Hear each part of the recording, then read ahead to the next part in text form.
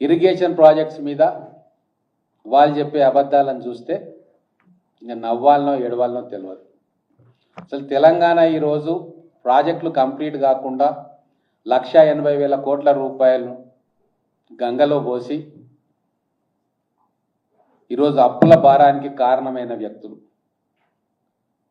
వాళ్ళకు అవకాశం ఉండే తుమ్మిడిహెట్టి దగ్గర ఆ రోజు ఉన్న పరిస్థితుల దృష్ట్యా కొత్తగా ఎన్డీఏ ప్రభుత్వం అధికారంలోకి వచ్చినప్పుడు వీళ్ళకు మంచి సంబంధాలు ఉండే, అక్కడ గవర్నర్ విద్యాసాగర్ రావు గారు ఉండే.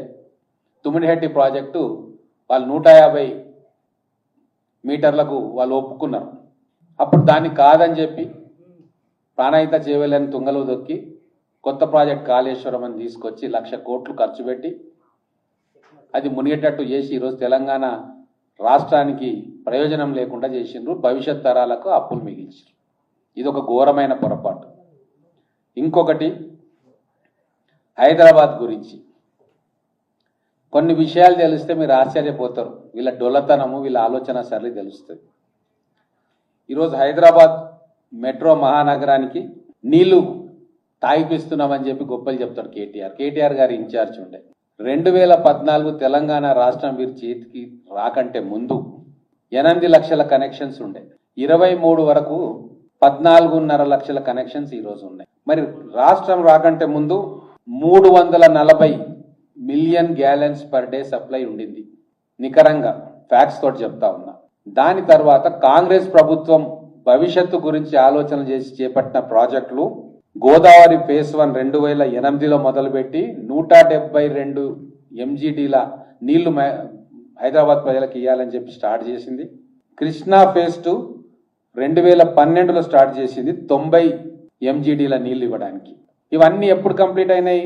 2015 వచ్చే వరకు 340 MGDలు ఉన్న వాటర్ సప్లై 600 MGDకి చేరుకుంది. ఎవరు చేసిండ్రు? కాంగ్రెస్ ప్రభుత్వం భవిష్యత్తు గురించి ఆలోచన చేసి చేపట్టిన ప్రాజెక్టులు గోదావరి నుంచి కానీ కృష్ణా నుంచి కానీ చేసిన ప్రాజెక్టులు పెట్టిన ఖర్చు సఫలీకృతమై మనకు అదనంగా 260 MGD రావడంతో 600 MGDకి చేరుకున్నది. ఇప్పుడు మనకు కావాల్సింది ఏంది?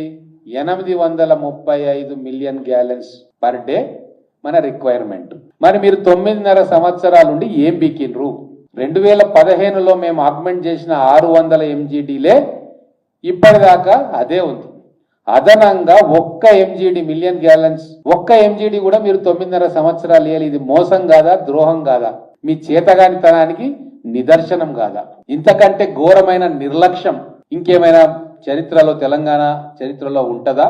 అది కేటీఆర్ గారి మంత్రివర్గం, ఆయన మంత్రి, తర్వాత కేసీఆర్ గారు చూసుకున్నారు. మాటలేమో ఎవరెస్ట్ శిఖరం అంత మాటలు మాట్లాడతారు. చేసిన నిర్వాకం ఇది.